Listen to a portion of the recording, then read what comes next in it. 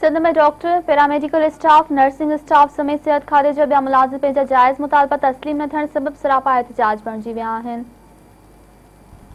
मुख़्तलिफ़ शहरनि में ओपीडीज़ जो बाइकॉट कंदे बाहतेकारी 25 ॾींहं एहतजाज कयो वियो। ग्रैंड हेल्थ अलायंस जे सर ते नौशर फिरोज़, मोरो, दादलगारी, घारो, खानवाहन, खेपरो, कोटडिजी, सामारू ऐं ठरी मीरवा समेत ॿियनि नंढनि वॾनि शहरनि जे डॉक्टर, पैरामेडिकल स्टाफ समेत ॿियनि मुलाज़िमनि एहतजाज रिकॉर्ड करायो। नौशर फिरोज़ में आल सिंध पीपुल्स पैरामेडिकल स्टाफ ऐं नर्सिस पारां मुतालबनि जी मञता लाइ 5 ॾींहं बि सिविल अस्पताल जी ओपीडी जो बाइकॉट करे एहतजाज कयो वियो।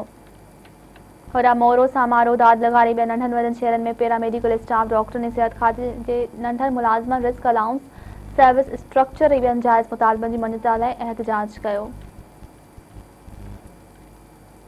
उन मौक़े ते अॻवाननि जो चवणु हो त ॿियनि सूबनि में सिहत खाते जे मुलाज़िमनि खे रिस्क अलाउंस, सर्विस स्ट्रक्चर ऐं ॿियूं सहूलियतूं फ़राहम कयूं पियूं वञनि, पर अफ़सोस आहे कोरोना वायरस जी एमरजेंसी सां जंग करण बावजूदि सिंध जे मुलाज़िमनि सां वेसा घाटी कई पई वञे।